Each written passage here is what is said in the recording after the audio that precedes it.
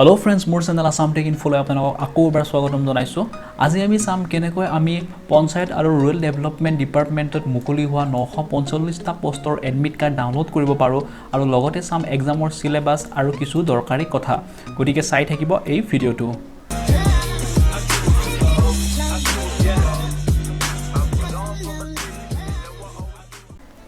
So friends, যোৱা 21 ডিসেম্বৰ 2017 চনত পঞ্চায়ত আৰু ৰুৰেল ডেভেলপমেন্ট ডিপাৰ্টমেন্টত মুকলি হৈছিল 945টা পদ আৰু সেই পদসমূহ আছিল এনেকুৱা ধৰণৰ। চাওক টোটাল পদ খালি হৈছিল 945টা।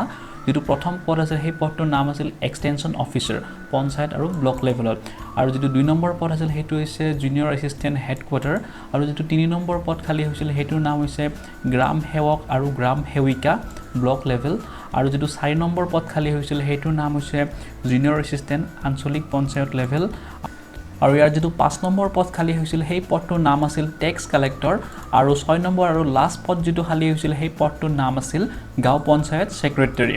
ওকে, টোটাল গুটেইকেইটা সেকশন মিলাই টোটাল পদ খালি হৈছিল 945টা। গতিকে বহুত সংখ্যক ক্যান্ডিডেটে এই পদকেইটাত এপ্লাই কৰিছিল আৰু আজি 5 মাহ পিছত ৰিটেন এক্সামৰ বাবে যি এডমিট কাৰ্ড হে এডমিট কাৰ্ড মুকলি হৈছে। সো আপোনালোকে যদি এডমিট কাৰ্ড ডাউনলোড কৰিব বিচাৰে তেতিয়া হলে যিকোনো এটা ব্ৰাউজাৰত আপোনালোকে খুলি লব assamtechinfo.in ওয়েবসাইটটো খোলাৰ লগে লগে এডমিট কাৰ্ড সেকশনত আপোনালোকে দেখা পাব পঞ্চায়ত আৰু ৰুৰেল ডেভেলপমেন্টৰ 945টা পদৰ এডমিট কাৰ্ড মুকলি। এই যেটো পোষ্ট আছে ইয়াত ক্লিক কৰিব।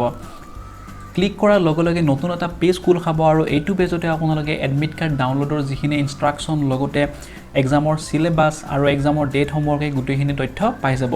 ঠিক আছে, গতিকে স্ক্ৰল কৰিব। স্ক্ৰল কৰাতে আপোনালোকে ইয়াত দেখিব চাওক 945টা পদ খালি আছিল আৰু যেটো এক্সাম অনুষ্ঠিত হ'ব হেতু হ'ব 20 মে তাৰিখত আৰু হেদিনা হ'ব সানডে।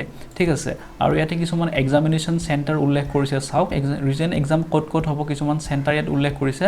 গুৱাহাটী, বঙাইগাঁও, নলবাৰী, তেজপুৰ, ধুবুৰী, গোৱালপাৰা, যোৰহাট, শিৱসাগৰ, নগাঁও, ধেমাজি, লখিমপুৰ, ডিব্ৰুগড় আৰু শিলচৰত এইসমূহ সেন্টাৰত এক্সামিনেশন সমূহ অনুষ্ঠিত হ'ব। আৰু তলত চাওক এক্সামৰ সিলেবাস আৰু কিছু ইনস্ট্ৰাকশন ইয়াত দিছে, এইখিনি আপোনালোকে ভালকে চাই ল'ব। চাওক আপোনালোকৰ যেটো এক্সাম হ'ব হেতু হ'ব 100 মাৰ্কছৰ এটা এক্সাম হ'ব, OMR সিটত হ'ব। ঠিক আছে, মাল্টিপল চয়েস কোৱেশ্চন টাইপ হ'ব এক্সামটো। আপোনালোকৰ এটা কোৱেশ্চনৰ এগেইনষ্টত 4টা অপশন থাকিব। আপোনালোকৰ যেটো অপশন শুদ্ধ হয় OMR সিটত আপোনালোকে ব্ল্যাক পেনেৰে মাৰ্ক কৰিব লাগিব। ওকে, টোটাল 100টা কোৱেশ্চন থাকিব আৰু প্ৰতিটোতে 1 নম্বৰ থাকিব আৰু এইটো ৰিটেন এক্সামত থাকিব নিগেটিভ মাৰ্কিং। আপোনালোকৰ প্ৰতিটো ভুল এনসাৰৰ এগেইনষ্টত কটা হ'ব হাফ মাৰ্ক কৈ। ওকে, আৰু নিগেটিভ মাৰ্কিং কেনেকৈ কৰে তাক লৈ বহু ক্যান্ডিডেট কনফিউজ হয়। ওকে, সো মই সিম্পল কৈ বুজাই দিছো। ধৰি লওক আপোনাৰ লগত 5টা কোৱেশ্চন আছে, তাৰে 3টা হল 2টা ভুল হল। ওকে, 3টা যেহেতু হল আপোনালোকে পাব লাগিছিল 3, কিন্তু 2টা যেহেতু ভুল হল আৰু ৰং এনসাৰৰ এগেইনষ্টত হাফ মাৰ্ক কটা হৈছে, সো 2টাত হাফ হাফ 1 কটা গল আৰু আপোনালোকৰ যেটো 3 পালে 3ৰ পৰা 1 কটা যাব, অৰ্থাৎ 3টা এনসাৰ হলে আপোনালোকে 2 পাব। ঠিক আছে, সো নেগেটিভ মাৰ্কিংটো তেনেকৈ কৰা হয়। গতিকে যিমান পাৰে আপোনালোকে শুদ্ধ এনসাৰ দিবলৈ ট্ৰাই কৰিব, নহলে বহুত মাৰ্কস এনে কটা যাব।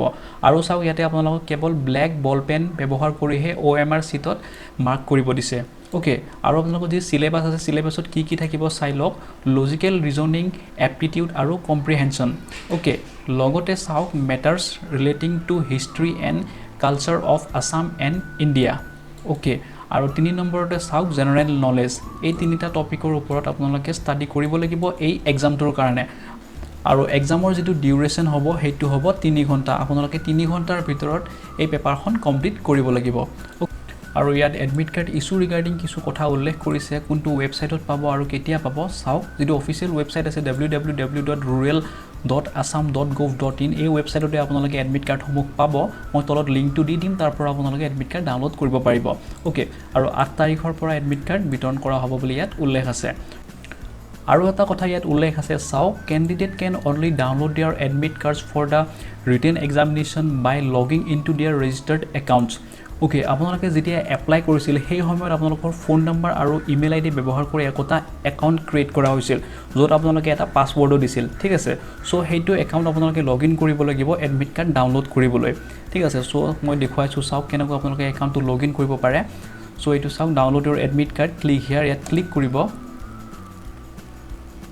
ক্লিক কৰাৰ লগে লগে PNRD যিটো অফিচিয়েল ৱেবছাইট আছে ৱেবছাইটটো খোল খাব আৰু ইয়াতে আপোনালোকৰ যিটো ইমেইল আইডি ব্যৱহাৰ কৰিছিল যিটো মোবাইল নাম্বাৰ ব্যৱহাৰ কৰিছিল সেই মোবাইল নাম্বাৰটো দিব আৰু যিটো পাছৱৰ্ড দিছিল সেই পাছৱৰ্ডটো আপোনালোকে ইয়াত এণ্টাৰ কৰিব লাগিব তাৰ পিছত লগইন কৰিব লাগিব তাৰ পিছতে আপোনালোকে এডমিট কাৰ্ড ডাউনলোড কৰিব পাৰিব ওকে বহুতে হয়তো বৰ্তমান পাছৱৰ্ডটো পাহৰি গৈছে ঠিক আছে তেনে ক্ষেত্ৰত আপোনালোকে কি কৰিব তলত চাওক ফৰগেট ইউৰ পাছৱৰ্ড বুলি এটা অপচন দেখা পাইছে তাত ক্লিক কৰিব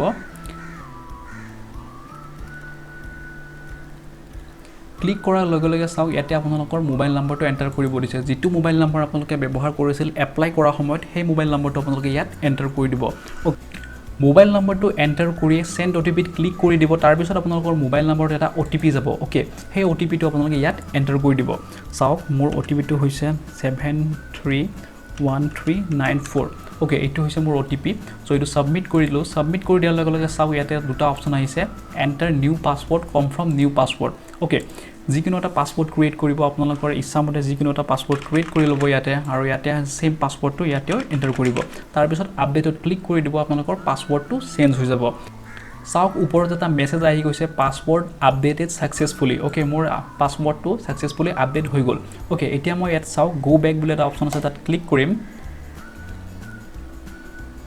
ক্লিক কৰাৰ লগে লগে মোৰ মোবাইল নাম্বাৰটো ইয়াত দিব লাগিব আপোনালোকে আপোনালোকৰ মোবাইল নাম্বাৰটো ইয়াত দি দিব মই মোৰ মোবাইল নাম্বাৰটো দি দিছো আৰু মই যেটো নতুন পাছৱৰ্ড ক্ৰিয়েট কৰিলো সেই পাছৱৰ্ডটো ইয়াত এন্টাৰ কৰিছো লগইন আৰু লগইনত ক্লিক কৰাৰ লগে লগে আপোনালোকৰ একাউণ্টটো খোল খাব যিটো একাউণ্ট আপোনালোকে এপ্লাই কৰা সময়ত ক্ৰিয়েট কৰিছিল ঠিক আছে সো ইয়াতে চাওক এপ্লাই অনলাইন আছে তাৰ পিছত ভিউৰ এপ্লিকেশন আছে আপোনালোকে এপ্লিকেশনখন চাব পাৰে আৰু ইয়াতে চাওক ডাউনলোড এডমিট কাৰ্ড বুলি এটা অপচন আছে তাত ক্লিক কৰিলে আপোনালোকৰ এডমিট কাৰ্ডখন ডাউনলোড হৈ যাব মই ভিডিওটো বনাই থকা সময়ত আমৰুপ মেট্ৰ' যি এডমিট কাৰ্ড আছে হেয়া মুকলি হোৱা নাছিল গতিকে এই যিটো লিংক আছে এইটো ডিএক্টিভেট হৈ আছে আপোনালোকৰ যি ডিস্ট্ৰিক্টত এডমিট কাৰ্ড মুকলি হৈছে তেখেতসকলে ইয়াত ক্লিক কৰি এডমিট কাৰ্ডসমূহ ডাউনলোড কৰিব পাৰে আৰু যেতিয়া কামৰূপ মেট্ৰৰ লগতে অন্য ৰিলিজ নোহোৱা ডিস্ট্ৰিক্টসমূহৰ এডমিট কাৰ্ড মুকলি হয় তেতিয়া আপোনালোকে এই লিংকটো এক্টিভেটেড দেখা পাব আৰু ইয়াত ক্লিক কৰাৰ লগে লগে আপোনালোকৰ এডমিট কাৰ্ডখন ডাউনলোড হৈ যাব আৰু আপোনালোকে যেতিয়া এডমিট কাৰ্ড ডাউনলোড কৰিবলৈ লিংকটো ওপেন কৰিব তেতিয়া ইয়াতে কি ডিস্ট্ৰিক্টৰ বৰ্তমান এডমিট কাৰ্ড মুকলি হৈছে সেইসমূহ ডিস্ট্ৰিক্টৰ নাম আপোনালোকে দেখা পাব সো আপোনালোকৰ ডিস্ট্ৰিক্টৰ নাম যদি আছে তেতিয়া হলে আপোনালোকে এডমিট কাৰ্ড ডাউনলোড কৰিব পাৰে ওকে আৰু যিবোৰ ডিস্ট্ৰিক্টৰ এডমিট কাৰ্ড বৰ্তমানলৈ অহা নাই